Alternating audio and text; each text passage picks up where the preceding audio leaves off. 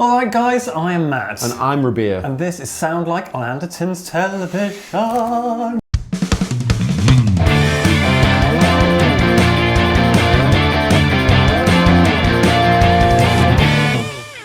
Good morning, Matthew.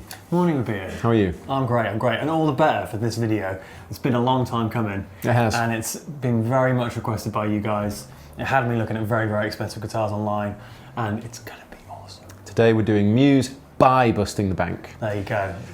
The last one was a challenge. The last one was a big challenge. We used the multi-effects, which took a long time to program. Yeah. So this time, hopefully, we can get a wide array of gear. Oh, I really hope we can do it a lot easier than last time. I'm hoping so, I hope so. Only one way to find out. Let's do it. Following on in our quest to find the right guitar, we're now next to Music Man guitars. Yeah, kind of just considering it higher end, modern-ish guitars. The thing is that all of these are JPs and these are not budget busting. £3.50. So the Yeah, we're not allowed to use a SIG for someone else's rig. I saw this as well, but this is a Tom Quayle. Yeah, and that's good price, and obviously, no Floyd. but it's got a floating trem. It does. So it'd still work. Get us somewhere there. What about this? Like sparkly Larry guitar. So this isn't a signature. It's an AT. It's 1049. It's double humbucker floating trem. I don't know if that's a coil split. It's got Seymour Duncans in it. What do you reckon? It's not Muse at all, but at the same time, it's kind of. It's got the kit in it like that we might. California sunset type vibe going on. California sunrise. Well, it's Tequila Sunrise. It's called actually. Oh, is it? Or Tequila. Someone's put 2 L's in Tequila. Right. Okay. I Well, mean, that could it's be an a option, shout. isn't it? Baked maple board. It's not at 1049. It's expensive, but it's not really expensive. I don't feel it's very Matt Bellamy. I would say this is more Matt Bellamy if he was a bit more of a shredder. The gold one. Yeah. Oh my god. Why not? Anything sparkly, Larry. That could be a shout. I mean, it doesn't. It looks more Avenged Sevenfold than Matt Bellamy. It does. I agree with that. But when we've got limited options and you wanted double humbucker Floyd, it's an expensive double humbucker Floyd. One thing that it does have, which is kind of random, is a locking nut and locking tuners. I mean, that's just a little bit overkill, right? Yeah, I mean, saves you winding the string, but okay. That's another option. Another option. I really like this, honestly. This is Seymour Duncan's floating trem. How much is it? I don't know. We'll find out. So we were looking around this island here. We were. And this one here seems to be the one that wins. Which is the Reverend Reeves Gables. Oh, is it a signature? Oh, look at that. Our dreams are ruined. This was actually probably the most perfect guitar we could find, but it's a signature. I'm glad I read the label. We got all our hopes up then. Because this is the rail hammers, it's got a floating trim, it's coil split. Yeah. You got the extra bass boost, rosewood fretboard, locking tuners, £950 basically. Oh, that would have been bang on. Shame. Is there anything similar? So we've been around the houses. We're really struggling. Guitars is complex with this one. Yeah. However, we found this, which is an Ibanez RG miscellaneous number. Iron label, is it? Yeah, I think it's an Axion Label RG. Yeah. Yeah, go on. It's got barnacles, which is what Matt uses, right? And a Floyd. In part, yeah. So what we're hoping is that, and it's a rosewood board, hopefully it'll get us close, or be a good enough platform, and hopefully that's a split. Yeah, because we found that Reverend around the corner, which honestly would have been perfect. But it's a signature. Yes, a signature, so we can't use it. Cannot use it. So, by the way, on that note, we'll do it this time. If you think the no sig for someone else's rig rule is really important to the Sound Like series, comment it below if you think yes. If you don't think we should have it anymore, then comment yeah, no. Let us know, because we are debating whether we should continue with that rule or sack it off completely. It does make things quite difficult, and sometimes we end up making gear choices. And for you guys, as if you buy a guitar, does it matter if it's an artist model or not, if it's just the one you want? Yeah, and so to honour the rule, that's why we've chosen an Ibanez with a Floyd Rose and bare knuckles, which is the least Matt Bellamy guitar I can think of looking at it. Yes, it's not his kind of style. The Reverend would have been closer in my opinion, but sound-wise, we're really hoping that this will do the job. Yeah. Last time we used a Washburn Parallax, so again, not really a Matt Bellamy guitar, but we'll see. Let's see how we do. All right. We've made our way back into this room for amplifiers, haven't we? Yeah, there's a lot of boutique amplifiers around us here. And so, from what I understand, he uses a Kemper and 2 Axe effects now. Back in the day, he always blended an AC30 and a more high gain amp, like a JCM 800 or a Diesel VH4, something Which like is, that. they're so different. Or a Randall or something. Yeah, so we're not exactly sure how he blended them, but what we're thinking is let's just go for a 2 amp rig. Yeah. Because why not? So over here, The Rift Hawker. We've used this before. It's kind of your AC30 vibe. It's £2,300. It's got a little bit more grunt to it than your AC30. I think it's quicker to break up, but yeah, that's the AC30 vibe. sweet. And then we thought maybe it's higher gain than a JCM 800, not as metal as a diesel. Yes. But the PT20 could actually do a really good job because it's just a grunty, barky, kind of overdriven sound. Sure, and we obviously need a cab for that, so we could get the 212 maybe? We could get the 212. Is that the Hawker's a 112? The Hawker is a 112. Yeah, so we could get another 112. We could get the matching 112 cab. Yeah. We could get, basically Hawker PT20. Which is a ridiculously expensive rig now. It is. So So we need to find effects. yeah, we need to delve into that world. Right in front of the pedal cabinet we are. Yes, we are. So lots and lots of sounds to consider. Yes, there are. But we're really thinking that if we can build the main kind of Rift tone. riff tones, and lead tones, then we should be all right for the rest of it. Yeah. So he uses a Zevex Fuzz Factory, I think is Yeah. his main thing. Which can't get here. Can't get that. So last time we used a fuzz face. So thinking of using a fuzz face, Yeah. a Big Muff Pie with Big a Muff wicker Pie. control for some of that really wiry, wispy kind of sound that he gets. I read somewhere that he used at some point a Keeley compressor, so maybe we get a compressor to throw in. Yeah, if they've got one. If not, we can use the Fairfield, which is amazing, or the Cali 76 Sure. from Origin. There's also Bit delay. a bit of delay. Strymon El Capistan. Perfect. What else? Just a fuzzy overdrive. So something like, my favourite is the Mr. Black Thunderclaw, but we Sure. can find something similar to that, like the Red Muck from Jam, or something to that end. But we don't know yet. We're going to have to bit of digging. Okay, cool. Well, that'll be. Let's collect it all up Okay. and see what we can do.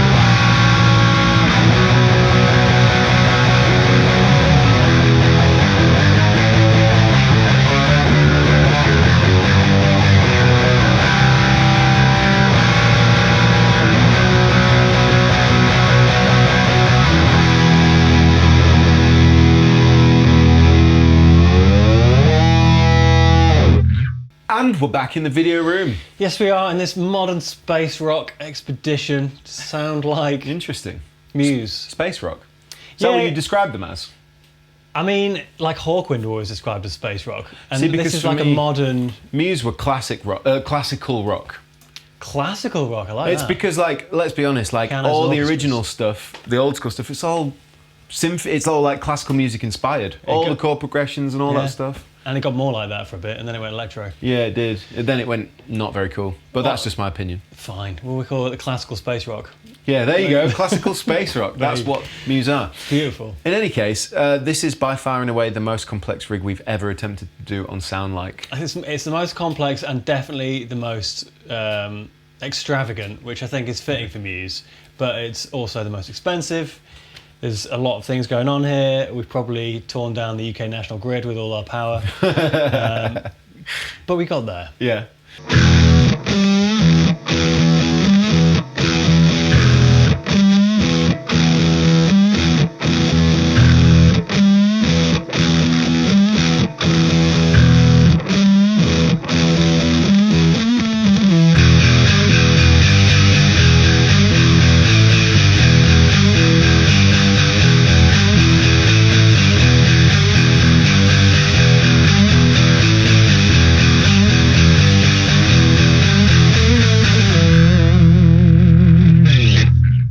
fair, it was easier to get the sounds compared to the ME80. Was it the ME80 we was the used? ME80. Yeah, it was easier to find the sounds with this rig than it was with that. And that's Easily. no kind of, bad signs to the No, not at all. ME80. It's just obviously when you have a pedal that does a thing, Yeah. you go look at the pedal to do the thing and change the thing. Exactly. But trying to go through menus is a bit more in Yeah. depth. The only pedal I didn't use was the Big Muff Pi.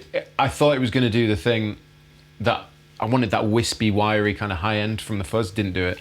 So basically didn't use it. But there again, you do have a total of like 5 overdrives, distortion. Muffs and stuff, yeah. Well, that's a compressor, isn't it? So we may as well just start taking you through the rig and how we get the sounds that we got. This is the Ibanez RG miscellaneous number. And it's loaded with bare knuckles. I'm really sorry that I don't know what model bare knuckle pickups they are, but it's one of the Iron Label ones. So I'm assuming they're going to be quite modern voiced. I think Aftermaths or something like that, something quite punchy and MIDI. It was good because Matt Bellamy uses bare knuckle. So I feel like actually it was a good... It was a good It fit in turned the out end. well. Yeah. And this is a coil split. Awesome. So we were quite lucky there. Yeah.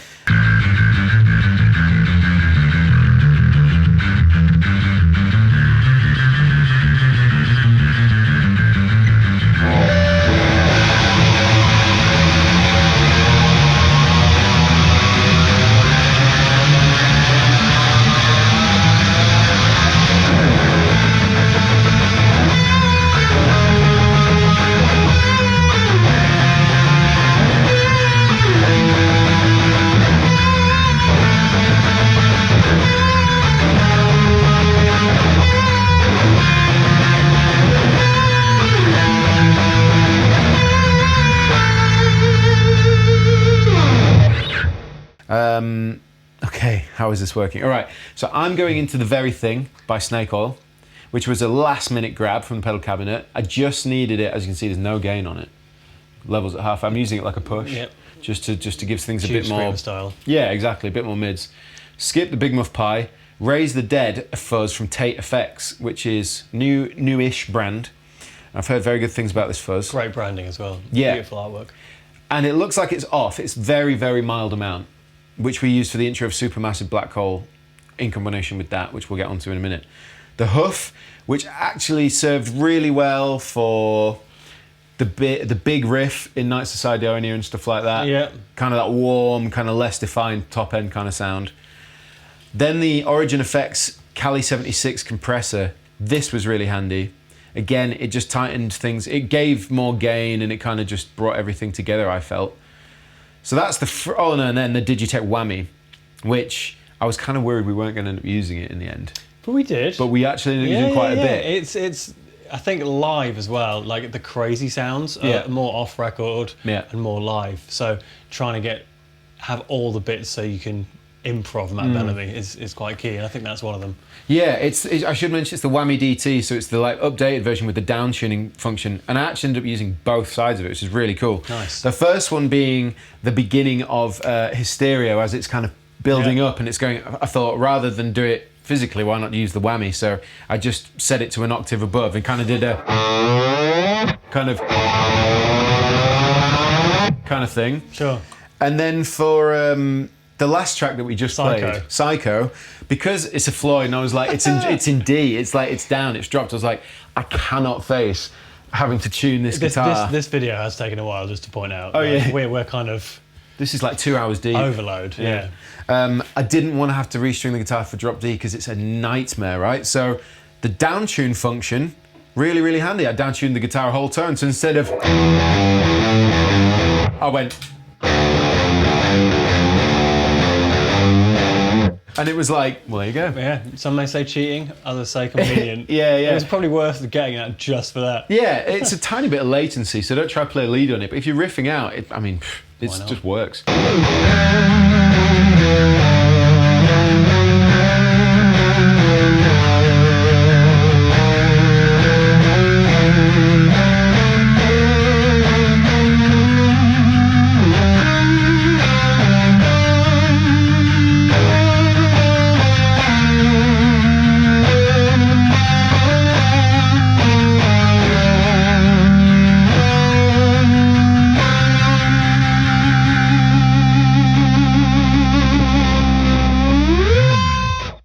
Right, so that's the front of the amps.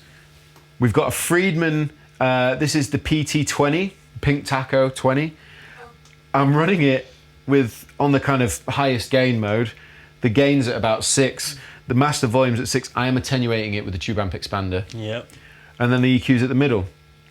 And we blended that with the Hawker. Yeah, which actually worked way better Yeah. than I thought it would. I thought we'd be using one for cleans and one for dirty, but Yeah. they're really blending them, like, as in the purest sense of the word. Should we have a And listen ace. to how they sound in isolation? Let's do it. So this is the Rift Hawker.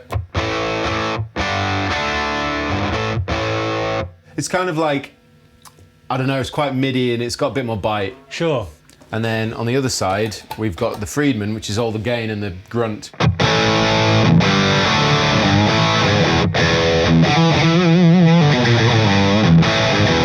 And then together... That's the real magic.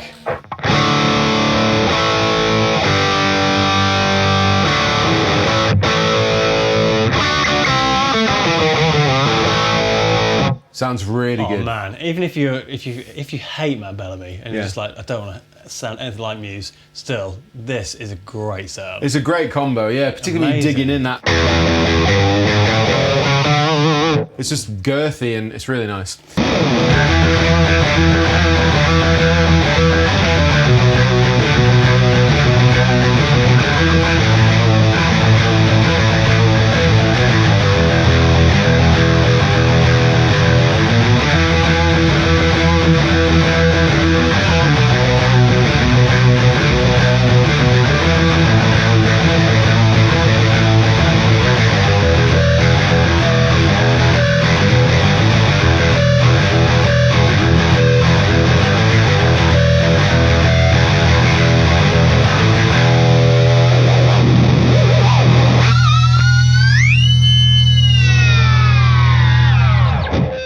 So, into the loop of both amps, we've got a stereo TC Mimic doubler, because we noticed that in Hysteria, the lead is double ever so tracked. slightly, yeah. You could just tell. So, using that gives you that vibe. So this is the... And then again.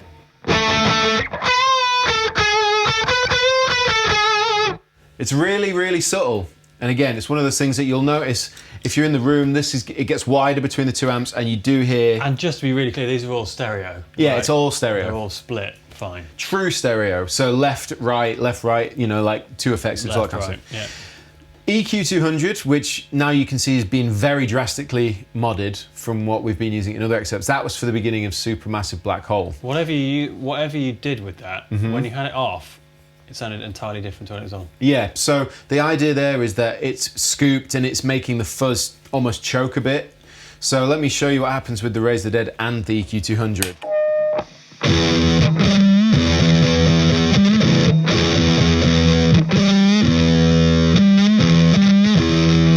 It's meant to do that choked thing.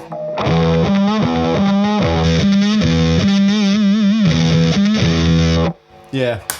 And then the EQ on its own. Wow. Yeah. So you really did. Tate's taking a lot out of it, given how low it is. Yeah, but I just wanted it to be the tiniest bit of the Tate. It's that kind of fuzz sound. It's a smooth, almost Germanian thing.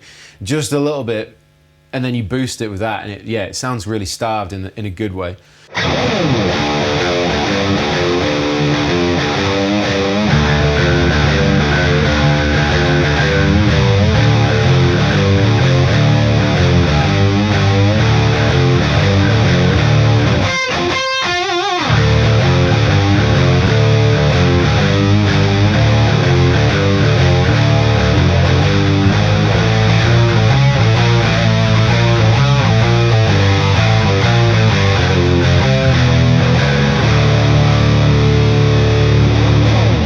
Lastly, the Strymon Volante. We were going to get the El Capistan, but it's not stereo. So we were like, okay, well the Volante is just the best pedal on this face of the planet. So if you have a listen to how cool it sounds.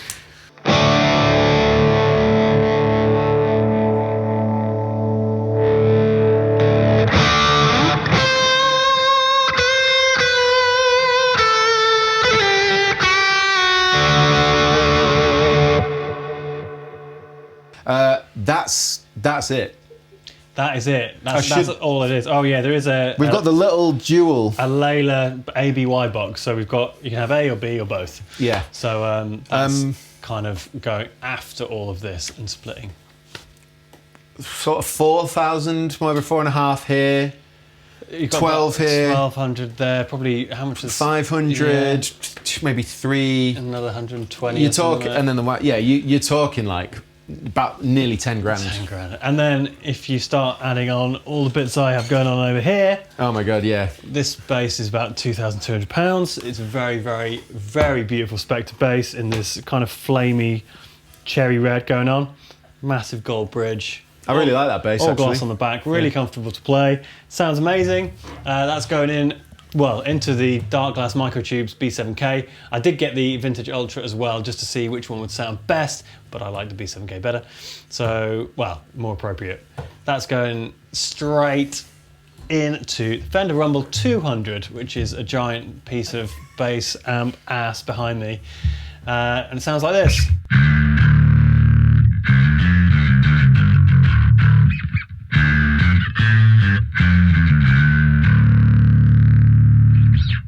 Yeah, I mean, it's filthy, really. So that's that. And obviously, for stuff like Hysteria, the blend and the drive went all in, and I was using different switching. There's a grunt switch, which I particularly liked. Yeah. So that sounds amazing. And then over here, this is a Nord Stage 3, which is... possibly the most expensive keyboard Matt could get his hands on in the shop. Look, I've got expensive taste. So that yeah. I needed one of these, because I can't play piano without it. Yeah, true. And weighted keys, because I'm picky. Not a lot of people know this, but Matt started out as a pianist. I did. Age 6. So that we just played a little bit of Newborn, and that sounds a bit like this.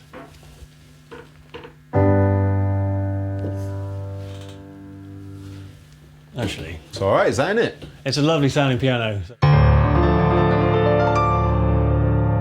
It sounds like that. I think it's in stereo as well. A couple of sneaky licks in there, aren't he? Yeah, I actually really growing up loved Matt Bellamy and his piano playing. All those crazy entirely. arpeggios and stuff, like all stacked arpeggios and stuff. Beautiful. Did you ever learn that one from, what was the song now? Everyone remembers it, a huge piano solo.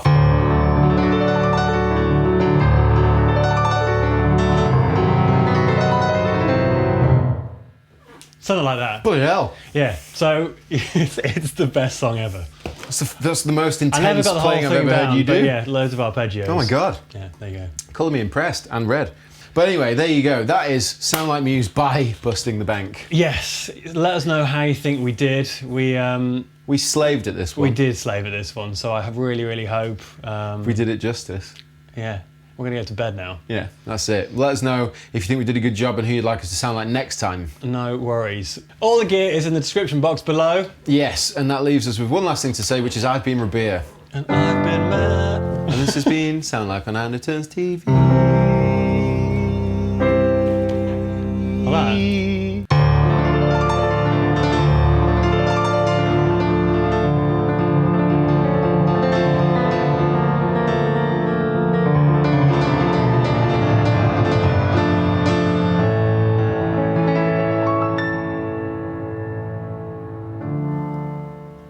See you next time. You should play piano more. Videos here. Yeah. I mean, I'd love to.